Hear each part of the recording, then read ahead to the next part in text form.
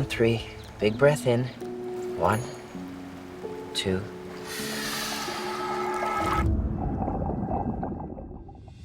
Hi, Sharon. How are you doing? Nice to speak to you.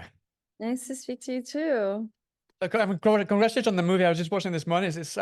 I'm being completely honest. It's not usually my kind of go-to film, and I really enjoyed it a lot. I enjoyed it big time. Oh, great. I'm so happy. No, but it's true. I mean, my wife loves them, so I think that's kind of the reason why I don't really kind of go to those kind of films. But this, because of the cast and just kind of the idea about it, I just wanted to check it out. And I loved it. So yeah, congratulations on the movie. I know Oh, that you've been nominated and won quite a few awards with the Leo Awards, Vancouver Film Fest, and things like that. So congratulations on that also. Um, thank you. the first thing I wanted to ask you, because I know that you cut your teeth with short films and you've been working on TV shows as well. This film, one of the kind of the central premises, the idea is this idea that it's time to ask yourself what you want to do. So was that something that you were kind of going through yourself when this script came onto your lap? Absolutely. I think it's funny because I always tell my agents that when I'm making a movie, it's got to be related to something I'm going through. And Right. so when I'm picking projects, I'm like, oh, this is what I care about, what I'm obsessed about right now. And I think this idea of relationship, of really being honest about what you need, what you want, and communicating that and putting that out in the world is key to belonging, to feeling a part of something. So yeah. Hmm. And I mean, and aside from you maybe kind of deciding where you wanted to go in your career with your life, Mhm. I understand that you were also kind of the story kind of resonated with you. You kind of felt that the story was kind of really similar to things that you'd gone through in life. Is that right? Yes, that's right. Yeah. So this is an adaptation from Kate Merchant's book Float from Wattpad. And her book is about a 17-year-old girl from Alaska who is shipped to Florida by her parents because they're just getting a divorce and they don't know who to take her. So she goes to spend the summer with her aunt in Florida. And of course, being from Alaska, she doesn't know how to swim.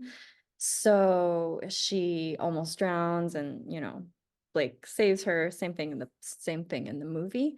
Um, but when I read the book, I really felt connected to so many aspects of it. I didn't know how to swim, didn't really learn as a kid, and had to learn as an adult.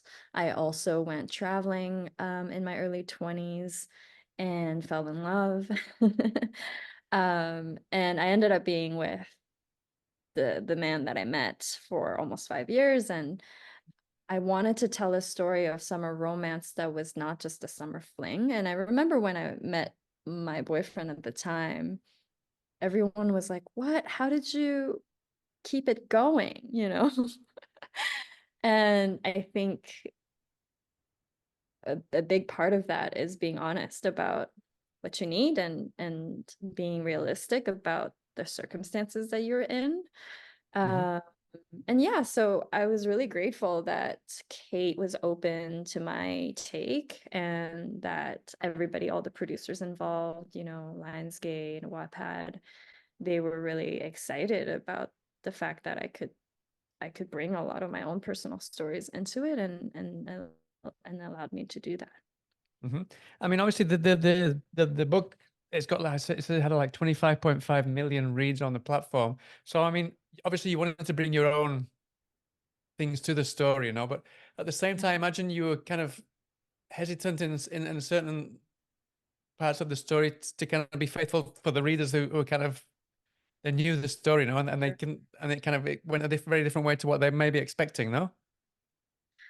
Definitely. Yeah, definitely. There were lots of conversations about how to navigate this whole thing. And I think just the fact that Kate was so open to it and so happy to see a story that, yes, it's not a replica by any means. It's actually quite different than the book, but that is, yeah, adapted from it. That's, we took the the heart of her story and turned it into a different story for the film. And another thing that we were excited about was that Kate wrote this book from 15 to 23. So she even grew with the book Right. for a long time. But her audience were all, yeah, the same age as her and are now also in their late 20s, which are the same age as the characters in the movie. So we thought it was a really exciting opportunity for us to cater to her current audience, to the audience that has grown with her as well. I mean, you mentioned the age of the characters. Is it true that I think Robbie was already involved in the project before you came on board? So I imagine That's right, became involved with kind of a different scripts before you came on board. No, so how did all No. that kind of come? No, you didn't change. It didn't change once you were involved No, so they with didn't Robbie. have a script. They simply had Right. the property. So they had optioned the property. It was meant for Robbie to star as Blake, and they were looking for a writer and a director to adapt the book. So I was sort of involved, I guess, pretty early on, before there was no existing draft Right. beforehand. So yeah. Uh-huh. And so with Robbie coming on as a producer, I mean, I imagine he kind of had the same kind of, it resonated in the same way with him as it had done for you as well. Did you have a conversation about that at all? Yeah, I think he was really interested in the story because it was such a sweet, lovely story. And I mean, I don't want to speak for him too much, but he has been just a very supportive collaborator, and really loves the just how charming this whole story is. So yeah, Uh-huh. and he wanted to be in a movie that was yeah, just grounded and um allowed him to play, this romantic lead, but also had a very complicated and complex, yeah, like a complex character that had things that he had to deal with too, you know. Uh-huh. Yeah, and then also you brought on Andrea Bang, who's just the kind of the relationship here. And I know that you worked with her before when you directed her in Kim's Convenience. Is that right? So was that someone that That's right. you brought on board, or was it just happenstance that she came to the auditioning and you chose Well, her? no, I mean, I had worked with her on Kim's Convenience, and it was a team effort. I think Andrea, we all were fans of her. And initially we weren't sure that our schedules would line up, but it ended up working out, and it was wonderful to have her. And on Kim's Convenience, it's a comedy. She plays a very different character. So I'm really excited for everyone to see her in Float as this, romantic lead, and also that maybe leaning more into drama. Yeah. And John, you mentioned there that Robbie, he was interested in this part because it is a very complicated and kind of, so it's a complex character. He's got this baggage that he's carrying with him, but both of them have it. So was that a complicated balance, especially when you're writing the script to kind of, because in this, I don't want to give too much away, but Robbie's kind of this father figure because of something that's happened in his family. So he's kind of looking out for his Mhm. sister. Whereas Yeah. Waverly is more of kind of, she's this daughter who's not spoken to her parents for a long time. So that she's kind of like, almost like the daughter in this relationship in a little way. But at the same time, she can help him be a father figure because of what she's going through, and vice versa. Was that quite complicated to find just the right balance for that relationship to work given those circumstances? Yeah, absolutely. I'm a huge romantic. I grew up watching rom-coms, and I was really interested in telling a story that was rooted in reality, rooted in this in the modern world too. We're no longer in a place where we want to totally lean on our romantic partners. We don't want them to have all the answers. We don't want anyone to save anybody.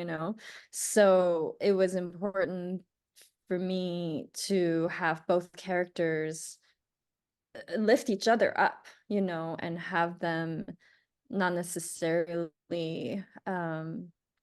yeah, nobody's saving anybody. Everybody has their own problems, and we support each other, but at the end of the day, we have to take care of our own problems, you know? Hmm. Something else that I need to talk about the film is kind of the cinematography, and the location is just beautiful. I just want to go there as soon as possible. Was that Yeah. somewhere that you were familiar with already? I mean, it's a fantastic place. It just lends itself to be filmed for a film. It's just fantastic. Well, thank you. I have to shout out to my DP, Alfonso, who did an amazing job. Um, but yeah, we knew that we wanted to shoot in Canada and showcase the beauty of Canada. So we were just really looking for the most beautiful beaches, beautiful landscapes in Canada. And BC was a clear, you know, place to go. So we shot around British Columbia, around Vancouver, and a lot of the film is shot in Squamish. Um, we felt really lucky to be shooting such a beautiful film in the middle of the pandemic. Um, yeah. Uh-huh. And did you is that location, is the kind of the people that live in those locations kind of similar to the people that we see in the film that'll go there for the holidays and spend the summer together or whatever? Definitely, it's a tourist, it's a getaway location for sure, even for, you know, local Vancouver, people from Vancouver. Would you like to Oh, join this meeting now? I'm sorry, something just went on in the background. Okay. Um, yeah, so yes, it is a vacation spot. It's a small town, and in fact, the pickle boy in the movie was based on someone we met All right, singing the while songs, yeah. location scouting. So it was his pickle stand and everything. So that was pretty special. That's fantastic. Were the people there supportive when you went to make the film? I mean, did you include anyone there to kind of make the film and to make it feel more authentic as well? For sure, for sure. Everyone was so welcoming and excited that their town was being showcased. I think most of our crew, yeah, I would say like, I don't even know what number, but yeah, like the majority of our crew is from BC. Um, our producer is from Squamish. So yeah, lots of locals and just a lot of excitement to see their beautiful place being Uh-huh. showcased on such a big And screen. now that you've now that you've filmed the film and you kind of put a lot of yourself in there, not specifically you, but lots of your things that kind of memories and things that you remember having done. Does it feel daunting or more cathartic that you're actually going to kind of share this and kind of get it off your chest, if you will, in a way, this part of your life? Oh, I think it's both. Yeah. I think it's both. I think having seen the movie now with audiences is definitely a vulnerable experience. But it's very rewarding. You know, I think the more vulnerable you are, the more you can connect with others, and the response from audience members relating to the story on a personal level has been so rewarding, and especially from audience members that look like me, you know, young Asian women that see themselves. And I think as this, you know, romantic lead in a movie, um, yeah, that's been really impactful. Uh-huh.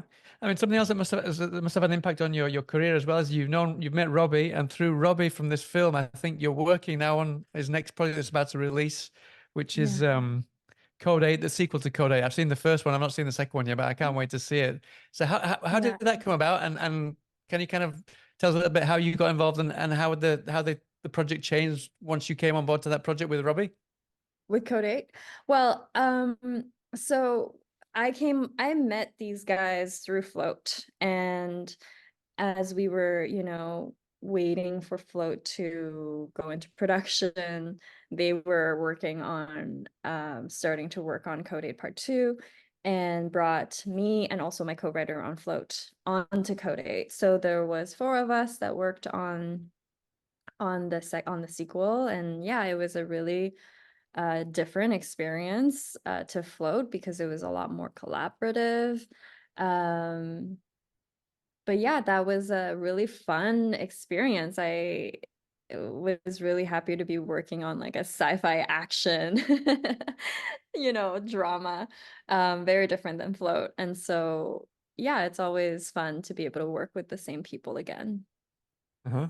And where do you hope to go from here? I mean, now that you've got your first feature under your hat, do you think is that the kind of the direction you want to keep going now, or do you want to go back and do television first and then maybe go back to films? Yeah. Anything that you specifically want to do now? I definitely want to continue doing both. I am always, looking for my own stories to tell. I always have some scripts going. So I am financing my another feature film right now, and hopefully I'll be able to share that soon. But I'm also still working in television. I worked on a show called Run the Burbs that's currently airing the new season.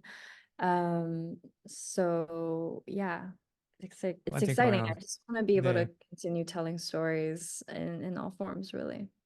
Brilliant. Well, listen, Sherren, thank you so much for your time. I wish you the best of luck with the film. I'm sure it's going to go down really well. Like I said, I don't usually like these films. I loved it. So yeah, so it's going to go down really well. And I hope to speak to you again sometime soon about another project. Sounds good.